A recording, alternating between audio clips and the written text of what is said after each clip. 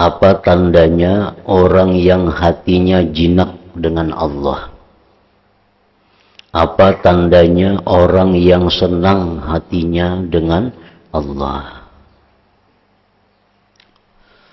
Maka ketahuilah bahwa tandanya yang khusus adalah sempitnya dada daripada bergaul dengan makhluk.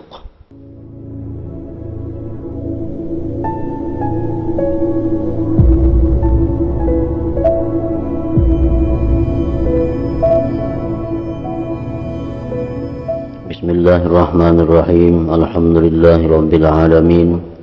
Wa bihi nasta'in ala umurid dunya waddin. Wassalatu wassalamu ala asyrafil anbiya'i wal mursalin sayyidina wa habibina Muhammadin wa ala alihi wa sahbihi ajma'in. Qala al-musannif al-imam Abu Hamid al-Ghazali rahimahullah wa nafa'ana bi'ulumih. Fa in qulta fama alamatul uns fa'alam anna alamatahul khassah dayyiqus sadri min mu'asyaratil khalqi wattabarrumu bihim wastihtaruhu bi'azubati dzikri. Fa in khalata fa huwa kamunfaridin fi jama'atin wa mujtami'in fi khalwatin wa gharibin fi hadarin wa hadirin fi safarin wa syahidin fi ghaibatin wa ghaibin fi hudur.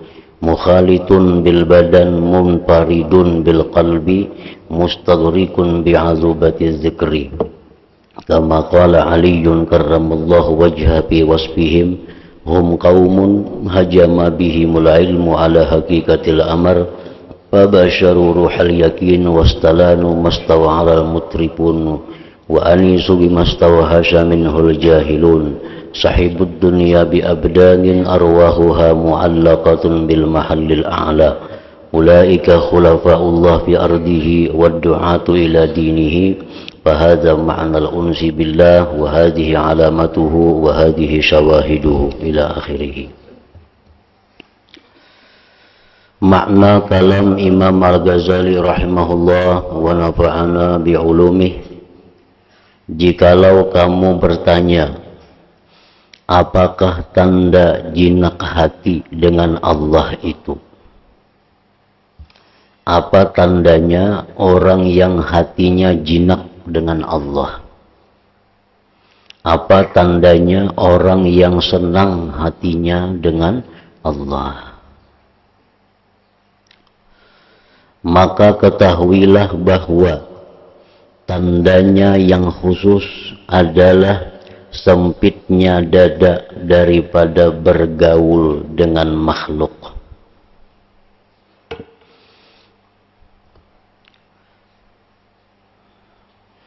Sempitnya dada daripada bergaul dengan makhluk. Artinya bergaul dengan makhluk itu inya merasa kada nyaman. Berkumpul-kumpul orang itu hatinya merasa kada nyaman. Nang nyaman tu menyaurangan. Nang nyaman tu nyaurangan sehingga hatinya itu kada terganggu dengan Allah Subhanahu wa ta'ala. Merasa bosan dengan mereka. Merasa bosan dengan mereka makhluk tadi. Dan membuta tuli dengan manisnya zikir kepada Allah Subhanahu wa ta'ala. Nah, itu tanda yang khusus orang yang jinak dengan Allah. Sehingga apapun masalah yang dihadapinya, inya paling senang hanya mengadukannya kepada Allah. Inya kada suka apa-apa yang dihadapinya itu mengadukan kepada makhluk. Karena makhluk kada akan menyelesaikan masalah, bahkan menambah berat masalah. Kalau kita ada masalah, kita aduakan lawan makhluk, membanyaki masalah. Timbul masalah-masalah lain. Nah, tapi kalau kita ada punya masalah, kita hanya mengadukannya kepada Allah, nah Allah akan menyelesaikan masalah itu. Jadi orang-orang yang hatinya jinak dengan Allah, itu inya paling ketujuh menyendiri. Paling ketujuh menyendiri. Kada suka bergaul dengan makhluk. Maka jika ia bergaul, andai kata bergaul juga, karena ada tuntutan syariat, seperti mengikuti pengajian ilmu, terpaksa bergaul, seperti menghadiri sembahyang berjamaah, nah terpaksa inya bergaul, menghadiri sembahyang Jumat, terpaksa bergaul, mengantar jenazah, mengilangi orang garing, nah terpaksa bergaul karena tuntutan syariat. Jadi andai kata ia bergaul, maka ia itu seperti orang yang sendirian dalam jamaah ramai. Nah, walaupun inya bergaul, tetapi hatinya tetap merasa sendiri. Walaupun inya berada di tengah keramaian, inya tetap merasa sendiri. Seperti berkumpul dalam kesepian. Seperti berkumpul dengan makhluk, tapi dalam kesepian hati dari makhluk. Bujurainya berkumpul dengan makhluk, tapi hatinya itu sepi daripada makhluk itu. Asing di kampung sendiri. Di kampung sendiri merasa dalam musafir. Merasa hadir dalam ketidakhadiran. Artinya merasa hadir hatinya bersama Allah dalam ketidakhadiran dengan makhluk. Merasa ketidakhadiran dengan makhluk dalam kehadiran bersama Allah. Bercampur dengan badan, merasa sendirian dengan hati. Tenggelam dengan manisnya zikir. Nah, itulah orang-orang yang hatinya sudah jinak dengan Allah itu. Bila mana inya kadada tuntutan syariat, inya hakun menyendiri. Andai kata kadada tuntutan syariat untuk bergaul, nah maka inya hakun menyendiri. Karena dengan kesendiriannya itu, kejinakan hatinya kepada Allah kada terusik, kada terganggu. Andai kata pun inya bergaul, inya merasa bahwa dirinya sendiri walaupun berada di tengah-tengah keramaian. Sebagaimana Sayyidina Ali karramallahu wajhah mengatakan pada menyipati mereka, Sayyidina Ali menjelaskan orang-orang yang jinak dengan Allah. Mereka adalah kaum yang diserang oleh ilmu akan hakikat perkara. Artinya, orang yang jinak hatinya itu adalah orang yang sudah mengetahui akan hakikat perkara.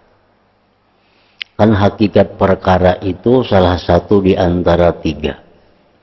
Satu, hakikat perkara itu la fa'ila illallah, tidak ada yang bisa berbuat selain Allah. La hayya illallah, tidak ada yang hidup kecuali Allah. La mawjuda illallah, tidak ada yang ada sebenarnya hanya Allah. Nah, itu hakikat perkara. Orang-orang yang jinak hatinya itu, mereka sudah merasakan hakikat perkara itu. Jadi walaupun inya bergaul di tengah orang banyak, inya tetap merasa sendiri dengan Allah. Lalu mereka menguasainya dengan jiwa keyakinan. Mereka merasakan lembut, mudah, artinya apa yang dirasakan sukar oleh orang yang berbuat kerusakan. Bagi orang tahannya itu menyaurangan, bagi orang itu ngalih tapi baginya adalah mudah. Mereka merasa jinak dengan apa yang dirasakan liar oleh orang-orang yang bodoh. Orang-orang yang bodoh menganggap itu adalah sesuatu yang liar, tapi inya merasa nyaman. Mereka menyertai dunia dengan tubuh dan roh-roh mereka yang tergantung pada tempat yang tinggi. Jadi mereka itu menyertai dunia ini hanya dengan tubuh mereka. Tandanya orang yang menyertai dunia dengan tubuh, tapi hatinya tergantung di tempat yang tinggi, tandanya bahwa dia tidak senang dengan kedatangan dunia dan tidak sedih dengan kepergian dunia. Dia tidak merasa beruntung karena datangnya dunia, dia tidak merasa rugi dengan kehilangan dunia. Itu tandanya orang yang hanya tubuh dalam dunia, tapi hatinya sudah bergantung kepada Allah. Mereka itulah khalifah Allah di buminya dan yang berdakwah kepada agamanya. Maka inilah makna kejinakan hati kepada Allah, dan inilah dalil-dalilnya. Jadi orang yang jinak hati kepada Allah itu hanya Allah yang jadi pandangannya. Hanya Allah yang jadi perhatiannya. Pokoknya selama inya kada melanggar hukum Allah, selama inya masih di dalam jalan taat kepada Allah, inya kada peduli orang lain. Jadi orang kada baik ke itu, tapi hukum Allah madahkan baik. Nah, itu yang dilaksanakannya. Nah, itu salah satu tanda orang yang sudah hatinya jinak dengan Allah. Jadi jinak atau senang hati dengan Allah itu salah satu di antara buahnya kecintaan kepada Allah. Sebesar apa cinta kita kepada Allah, maka kejinakan hati dengan Allah itu mengiringinya. Makin kita cinta kepada Allah, tentu makin jinak hati dengan Allah. Kalau kita di tempat yang sunyi merasa kesepian, lalu kita bergaul ke orang banyak lalu merasa senang, nah berarti orang ini jinak hati dengan makhluk ngarannya. Di rumah asa sumpah seorangan, turun ke tanah bergaul lalu asa nyaman. Nah ini orang yang jinak hati dengan makhluk ngarannya. Kalau orang yang jinak hati dengan Allah itu justru seorangan itu makin nyaman. Kedatangan orang itu sesuatu yang sangat menyempitkan dadanya, yang menyempitkan hatinya. Jadi orang yang jinak hati lawan Allah tuh kada ada istilahnya kesepian, kesunyian, kada ada. Karena Allah selalu ada. Allah kada mau kada ada. Nang mau kesepian tuh orang nang hatinya jinak dengan makhluk. Makhluknya kada ada lalu asa sepi. Nah, rasa sumpah, nah itu orang nang hatinya jinak kepada makhluk. Sebagian ulama al-mutakallimin berpendapat pada mengingkari jinak hati, rindu dan cinta. Sebagian ulama ada yang berpendapat kadada jinak hati lawan Allah nitu, kadada istilah rindu lawan Allah, kadada cinta lawan Allah tuh kadada. Karena disangkanya bahwa yang demikian itu menunjukkan kepada penyerupaan kepada makhluk. Ujarnya mun kita kawa cinta lawan Allah berarti Allah tuh kayak makhluk kan. Mun kita rindu lawan Allah berarti kayak makhluk Tuhan. Lalu inya menganggap kadada cinta lawan Allah itu, kadada rindu lawan Tuhan, kadada jinak lawan Tuhan.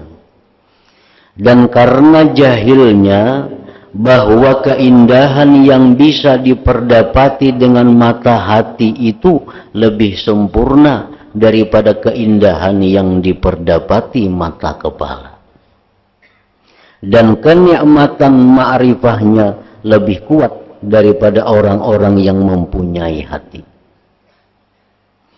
Di antara mereka yang mengingkari adanya cinta, jinak, rindu kepada Allah adalah Ahmad bin Ghalib, ngaran ulamanya, yang dikenal dengan Palayan Al-Khalil.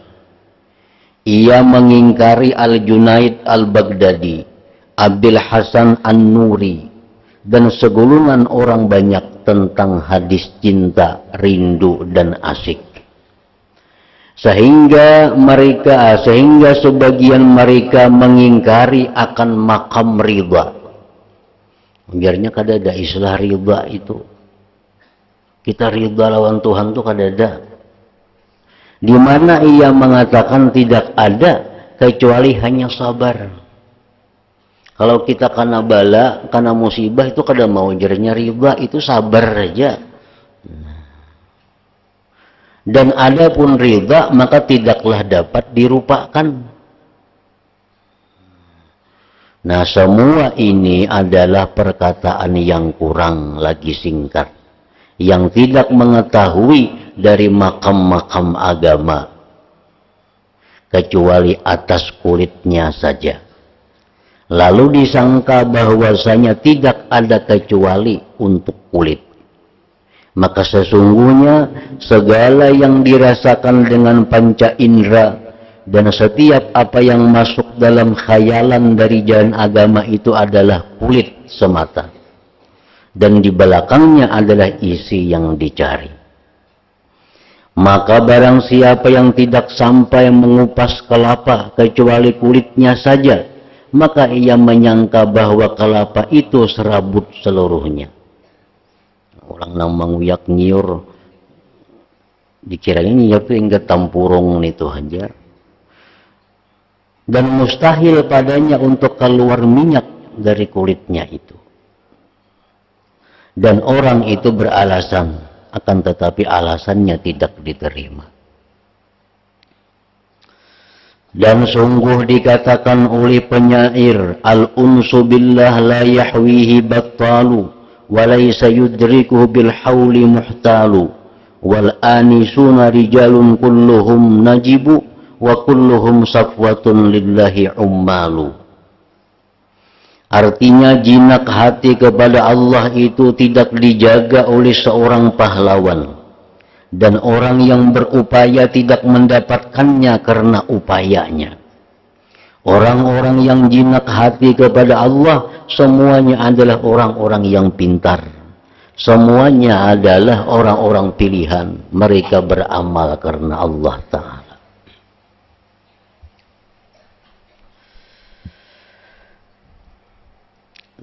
Penjelasan makna imbisat dan al-idlal yang dihasilkan oleh kuatnya kesenangan hati, al-uns. Jadi cinta kepada Allah itu membuahkan jinak dengan Allah. Jinak kepada Allah itu akan membuahkan imbisat dan idlal.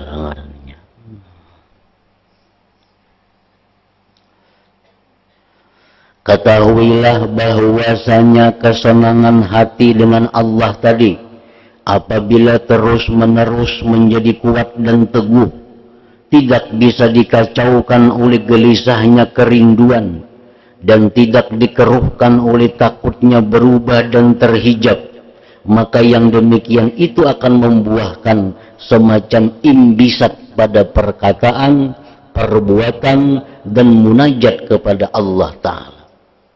Orang yang sudah jinak lawan Allah ini, kadang-kadang perkataannya itu kada sopan lagi lawan Allah.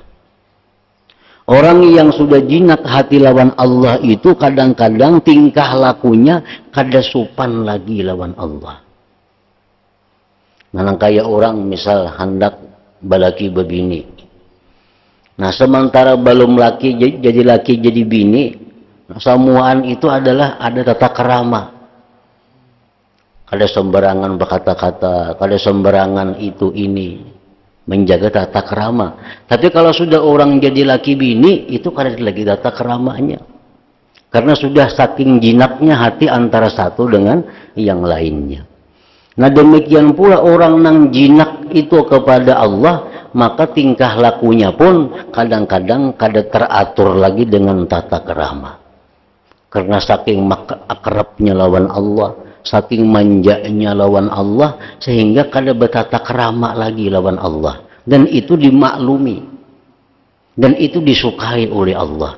Apabila kita sudah sampai kepada tingkatan al-unsu billah ini, jinak dengan Allah, sudah saking manja lawan Allah Ta'ala. Dan terkadang ia diingkari bentuknya karena padanya daripada keberanian dan kurangnya haibah. Nah, orang-orang yang belum sampai ke makam al-unsu billah kadang-kadang mengingkari tingkah laku mereka.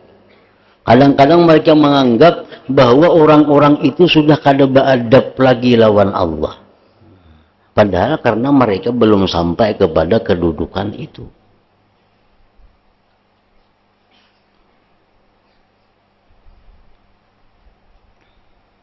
Orang yang saking jinaknya lawan Tuhan tuh, saking manjanya lawan Tuhan, kadang-kadang ia berdoa. Menurut kita doanya itu kada beadab lawan Tuhan. Misalnya, ya Allah, hamba minta ini lah. Awas pian bila kada memberi ulun itu. Maawasi lawan Tuhan bisa. Nah, jadi amun kita nang kada duduk di makam situ kada beadab dan membahayakan. Tapi bagi orang-orang yang sudah begitu akrab lawan Tuhan, begitu manja dengan Tuhan, Tuhan senang dengan ungkapan-ungkapan seperti itu.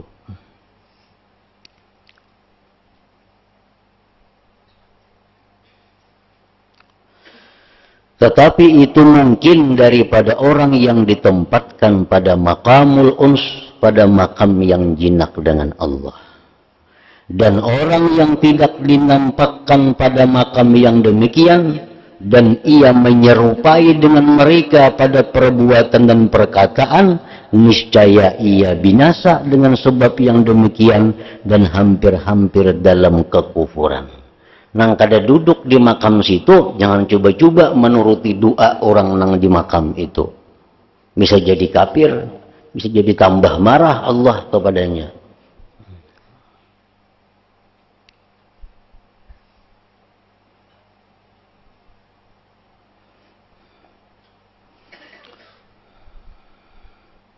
Dan contohnya adalah munajatnya Burkhin al-Aswad.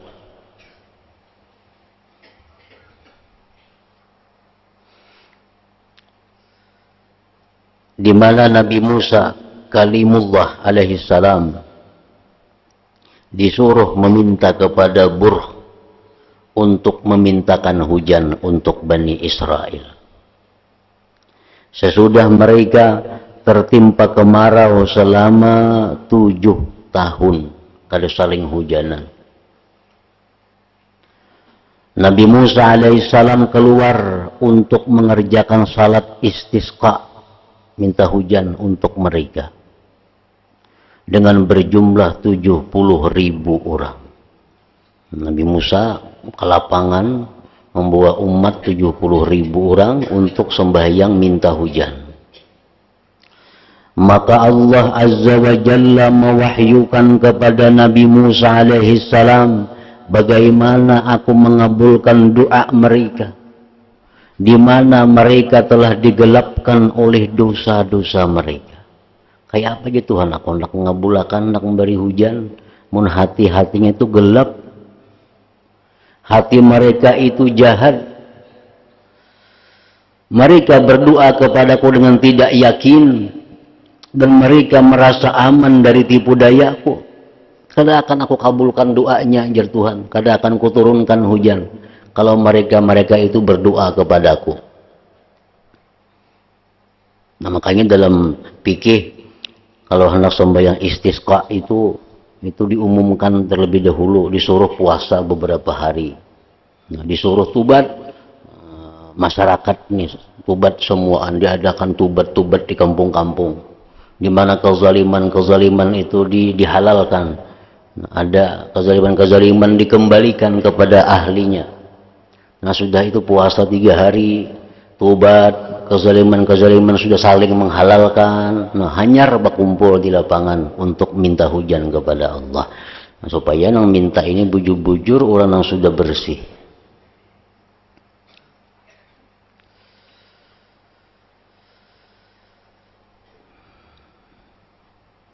Pergilah kepada salah seorang dari hambaku, ujar Tuhan, wahai Musa, engkau pergilah kepada salah seorang dari hambaku yang namanya Burhin. Maka katakanlah kepadanya supaya ia keluar untuk melaksanakan salat istisqa. Kiau juga si Burhin itu supaya umpat sembahyang istisqa, supaya ikut sembahyang minta hujan. Sehingga aku mengabulkan doanya. Karena gitu kan ini berdoa. Nah, doanya aku kabulkan. Maka Nabi Musa bertanya-tanya tentang Burhin. Dicari. Mana ada di negeri ini orang nangarannya Burhin al-Aswad itu. Maka ia tidak dikenal. Orang kan ada tahunya. Maka pada suatu hari Nabi Musa berjalan di suatu jalan, tiba-tiba seorang hamba hitam telah berada di hadapannya. Di antara dua matanya berdebu dari bekas sujud dan di lehernya diikat dengan kain selimut. Maka Nabi Musa alaihissalam mengenalnya dengan nur Allah Azza wa Jalla. Maka Nabi Musa memberi salam kepadanya dan beliau bertanya, siapakah namamu? Hamba hitam itu menjawab, namaku Burhin. Nabi Musa seraya berkata, jadi kamu ini yang kami cari-cari semenjak beberapa waktu. Keluarlah, ujar Nabi Musa, dan mintakanlah hujan untuk kami. Maka ia pun keluar dan mengucapkan di dalam doanya. Doanya si Burhin ini, munajatnya Burhin. Isi doanya itu, bukankah semua ini dari perbuatanmu ya Allah? Bukankah semua ini dari kesantunanmu ya Allah? Kiranya apakah yang tampak bagimu? Adakah kurang atasmu mata airmu? Ataukah angin yang melawan pada perintahmu? Ataukah telah habis apa yang ada padamu? Ataukah karena bersangatannya kemarahanmu atas orang-orang yang berdosa? Bukankah engkau maha pengampun sebelum engkau menciptakan orang-orang yang berbuat kesalahan? Telah engkau ciptakan rahmat dan engkau menyuruh dengan kasih sayang. Ataukah engkau perlihatkan kepada kami bahwasanya engkau enggan? Ataukah engkau khawatir akan luput waktu, maka engkau segerakan siksaan? Yang meriwayatkan ini berkata, maka senantiasa Burhun pada tempatnya, sehingga basahlah kaum Bani Israel dengan titisan air hujan. Artinya belum tuntung lagi Burhun tadi berdoa, sudah hujan hari. Nah, karena Burhun ini dalam munajatnya itu mengeritik Allah. Ya Allah, habis kayak ikan banyu. Nah, jadi hujan ini orang nih. Atau angin kan melawan ada. Kada aku membawa ke sini awan.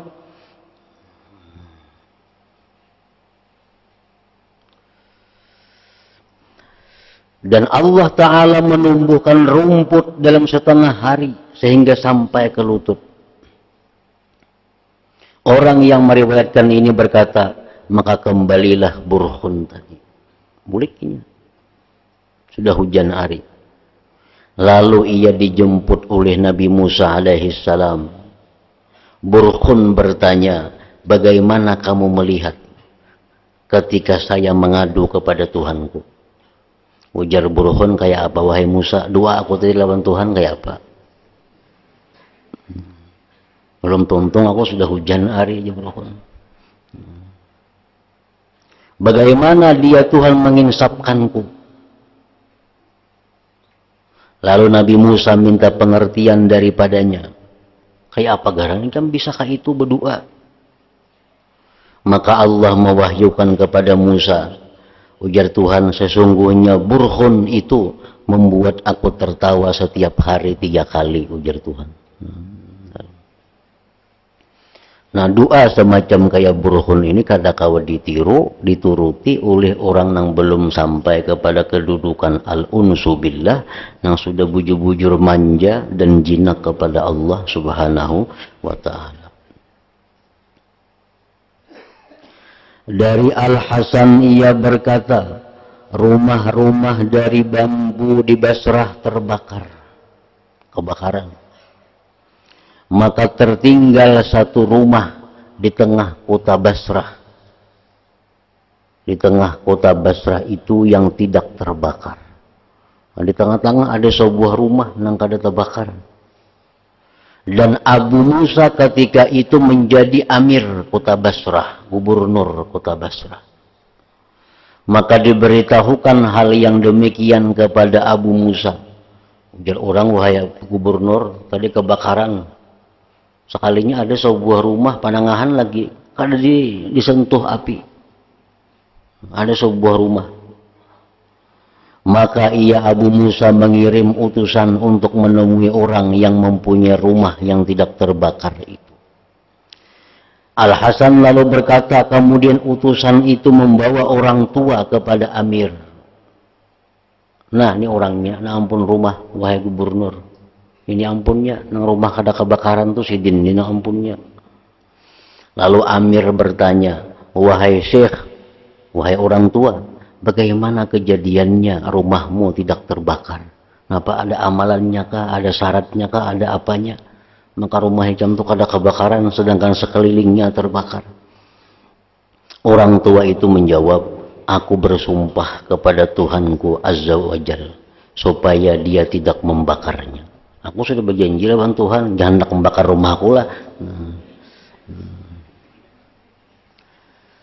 Kemudian Abu Musa radhiyallahu anhu berkata, sesungguhnya saya mendengar Rasulullah sallallahu alaihi wasallam bersabda, yakunu fi ummati qaumun sya'ithatun ru'usuhum danisatun thiyabuhum law aqsamu 'ala Allah la abarrahum.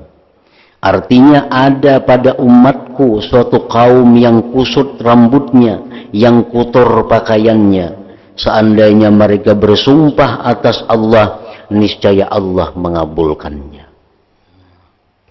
Nah, itu Syekh para orang tua tadi, orang yang sudah hatinya begitu jinak dengan Allah Subhanahu wa ta'ala. Al-Hasan berkata, telah terjadi kebakaran di Basrah. Kemudian datanglah Abu Ubaidah Al-Khawwas. Ia melangkahi api itu.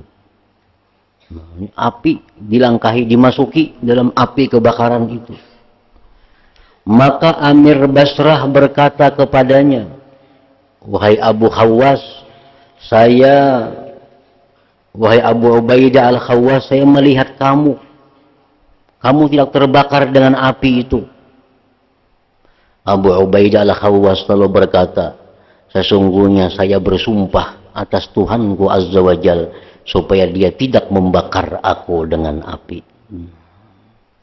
Amir lalu berkata, berazamlah engkau supaya api itu segera padam. Maka api itu pun padam. Abu Habsin pada suatu hari berjalan kaki. Lalu budak hitam Rustaki yang sedang bingung menghadap kepadanya. Maka Abu Habsin bertanya kepada si budak tadi, apakah yang telah menimpamu? Ikam ini pindah kebingungan nih. Ada apa garang? Rustaki itu berkata, hilang himar ulun. Dan saya tidak mempunyai himar selainnya. Kendaraan hilang. Kan himar itu kendaraan orang dahulu. Maka itu tuannya bisi ada sebuting. Yang menceritakan berkata, Abu Habsin lalu berhenti dan berdoa. Ujar Abu Habsin berdoa lawan Tuhan, demi kemuliaanmu, saya tidak akan melangkah satu langkah pun sebelum engkau kembalikan himar itu kepadanya. Wahai Tuhan, ulun kada bagarak pada sini nah, bila pian kada memulihkan himar orang ini. Maka muncullah himar itu pada waktu itu juga, dan Abu Hafsin meneruskan perjalanannya. Nah, itu contoh doa orang yang begitu manjanya, begitu jinaknya dengan Allah Subhanahu wa ta'ala. Jadi kada ada lagi doa itu nang bismillah, kada ada lagi nang alhamdulillah, basalawat, kada ada lagi, langsung aja lagi. Karena orang sudah begitu dekat dengan Allah. Mungkin kita ini perlu bismillah, berdoa, alhamdulillah, basalawat, macam-macam doa, hanya berdoa. Itu kan banyak kada kabulnya juga. Orang ini alhamdulillah kada, basalawat kada, berdoa kayak itu aja.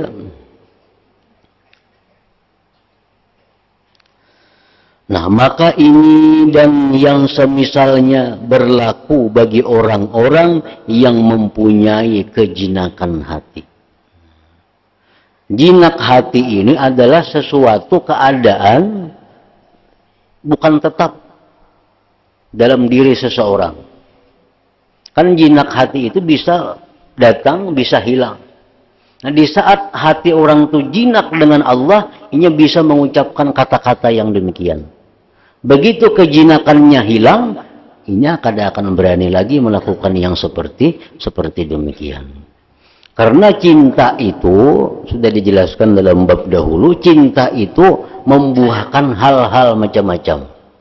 Bila cinta itu membuahkan sesuatu keinginan, ingin mengetahui yang lebih jauh, maka orang itu ngarannya adalah berada di makam rindu kepada Allah.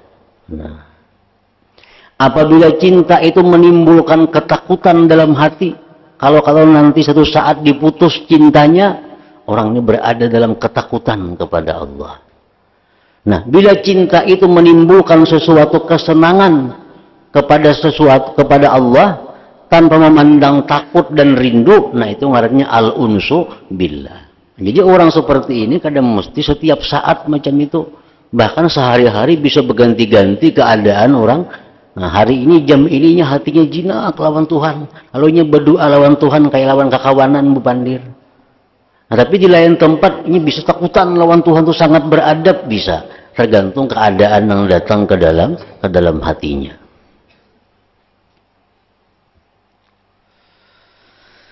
Maka ini yang semisalnya berlaku bagi orang-orang yang mempunyai kejinakan hati, dan tidaklah bagi orang lain ia bisa menyerupai dengan mereka.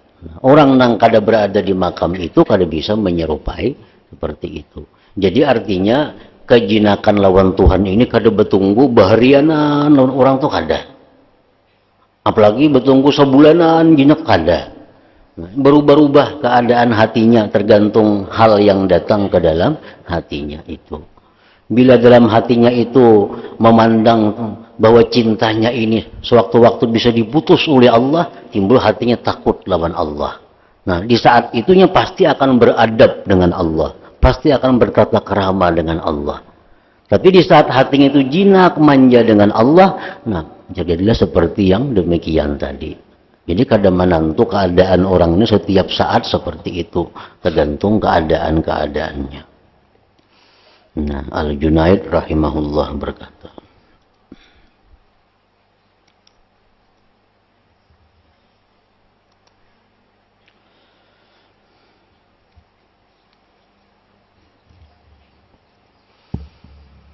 afdal dzikri fa'lam annahu la ilaha illallah Muhammadur Rasulullah, la ilaha illallah Muhammadur Rasulullah, la ilaha illallah Muhammadur Rasulullah, la ilaha illallah, la ilaha illallah, la ilaha illallah, la ilaha illallah, la ilaha illallah, Allah Allah Allah Allah Allah Allah الله الله الله الله الله الله الله الله الله الله الله الله الله الله الله لا إله إلا الله محمد رسول الله لا إله إلا الله محمد رسول الله لا إله إلا الله محمد رسول الله لا إله إلا الله الفاتحة. إياك نعبد وإياك نستعين